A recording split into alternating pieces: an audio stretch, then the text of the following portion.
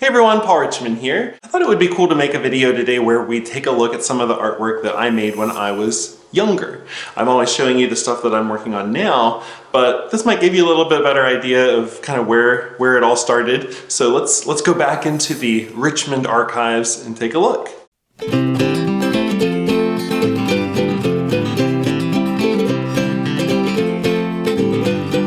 So I started taking art lessons when I was about 3.5 years old. All I wanted to do was sit and draw all day. My parents didn't know what to do with me, so they found a local art teacher named Linda, and she had me start working in oil paint right away, which was awesome. My favorite inspirations at the time were Disney movies and books that I would read. So a lot of the paintings from the early years are of Disney princesses, Mary Poppins.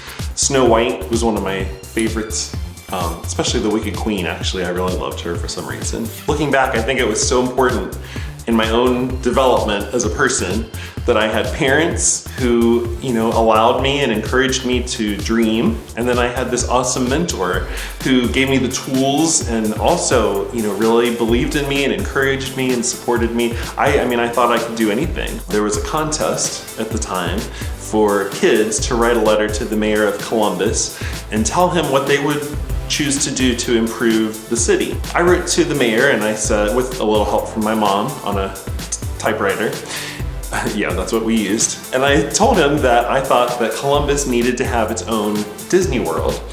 But since Walt Disney was dead, I would be happy to fill in and be the king of this kingdom. And as if that ego didn't need any more stroking, I actually won the contest. I got to go to the mayor's office, and so I made him a painting to, push my idea forward a little bit more. That's just one memory that really illustrates for me now how, nobody ever told me that there were limits, that there were things I couldn't do, and art was always my avenue in. Now I'm still waiting for that Disney World to be built, Mayor.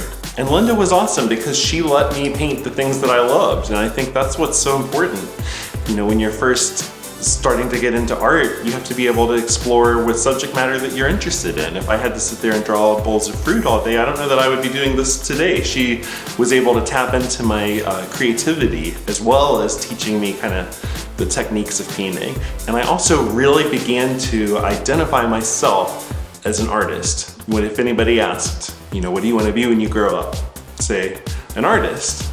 But I would also usually say, I don't want to wait until I grow up though, I'm doing it right now. When I was about 12, I really started to take notice of the artwork that Linda was making herself. She had these giant, vibrant canvases all over the studio, and a lot of them really contained images that were very compelling, almost kind of dark, disturbing sometimes. And so I would ask her to tell me about, what the paintings meant. So she told me that, she was dealing with a lot of her own demons from her childhood and her own experiences. I just really connected with that. I wanted to do that too. And of course, being a dramatic little kid, I had a lot of my own drama to sort out. And there were some serious issues that I was just starting to grapple with. I, didn't really know what gay meant, but I knew that there was something different about me and that was causing me to become a target for a lot of the bullies in my school. And I didn't know how to deal with that. I'm not an aggressive person. Like, I'm not gonna, get into a fist fight with somebody. I might mess up my nails. So the very first painting that I made that was kind of like Linda's in that it was narrative and telling more of a personal story was this painting called The Piece That Doesn't Fit. I painted myself into the little puzzle piece at the bottom of the canvas that's kind of floating off by itself, because I would go down at recess and sit on the steps by the side of the school and I would read or draw or whatever, because nobody else really wanted to have anything to do with this super flamboyant. I was also really tall at the time, so this like giant, super gay kid in this Catholic school, nobody really wanted anything to do with him. So I was off by myself, and I felt like everybody else fit perfectly into this little puzzle, and I was like the oddball. When people saw the painting, if other people kind of felt that way too, they would connect with that and share that with me. And it showed me that art can be this great way of communicating. Here's some other artwork that I made kind of around that time, like my teenage years. You can see a lot of the angst, similar themes going on. Here's one where I was starting to really get concerned about what happens, after you turn 18 and go off to to college or to your life. You know, I had lived a pretty sheltered life up to that point, and I didn't know what was coming next. I thought turning 18 meant you like go through this wall and suddenly you're an adult and you no longer have parents or, you know, people to help you. Here's a painting I made when I was about 17. It's a portrait of my uncle Lawrence, who was killed in Vietnam. And his dream was to be an artist also. He didn't have all the advantages that I did, but my mom has some drawings that he did on scraps of paper and pizza box lids and whatever he could get his hands on, and he was super talented. And I've always just kind of felt, you know, a bit connected with him. We looked a little bit alike, and my middle name is Lawrence, named after him. So I made this painting kind of to honor him. I was getting ready to go off to art school, so I kind of felt like I was, you know, carrying a little piece of him with me in everything that I do.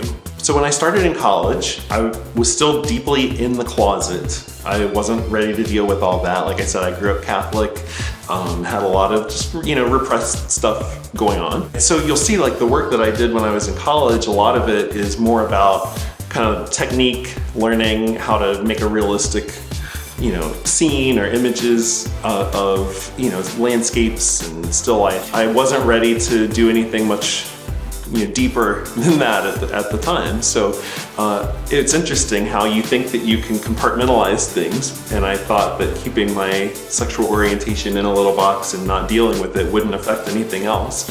But it certainly did. You know, there were other people in my class who were starting to explore all this, you know, interesting subject matter in their work, and I just was not there. I couldn't do that. At the same time, I'm glad I had the chance to just really, you know, learn the basics of how to paint, and how to draw. It was what it was. And then when I graduated, my friend Melissa and I started a mural painting business together.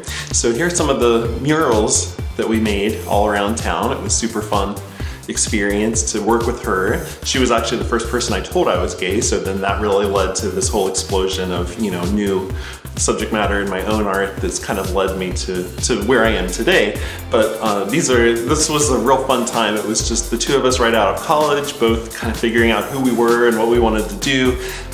When I look at these, I'm immediately like back in that moment, which is always, I think, so cool.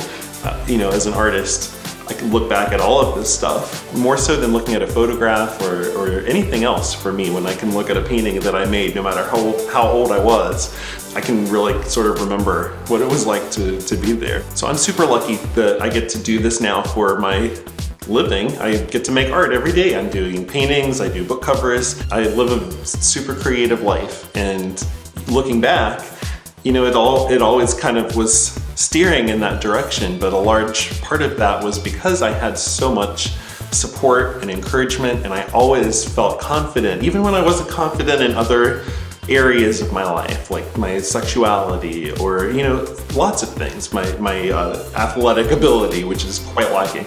I always felt confident in saying, I'm an artist. I got the idea to make this video actually by chatting with a young guy on Instagram who lives in a part of the world where being gay is still a very dangerous prospect. And he is making powerful art himself, dealing with those feelings and emotions that he's going through. And so he connected with the work that I'm doing now and sent me a message and just wanted me to, you know, take a look at his work and give him some advice or suggestions. And we chatted for several weeks, and I was so moved by what he shared with me. I wish that I could show it to you, but because of his situation, I don't want to, you know, risk doing anything that might be a problem for him. And since that time, his profile has disappeared, so I don't know where he is or what's happened to him, but I hope he's out there watching, because one of the last things that he asked me was, could you share some of the work that you made when you were my age, or, you know, tell me a little about what it was like for you growing up. So this video is for you.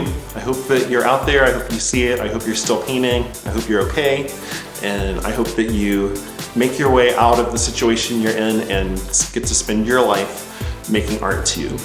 Thank you guys so much for hanging out with me today and going on this little journey back through time. If you want to be sure you don't miss any of my future videos, I post a new one every week, every Wednesday. Just click on my little face down here to subscribe to my channel. While you're down there, maybe like this video and leave me some comments too, because I love chatting with you guys. Thanks so much, and I'll see you next week. Bye-bye.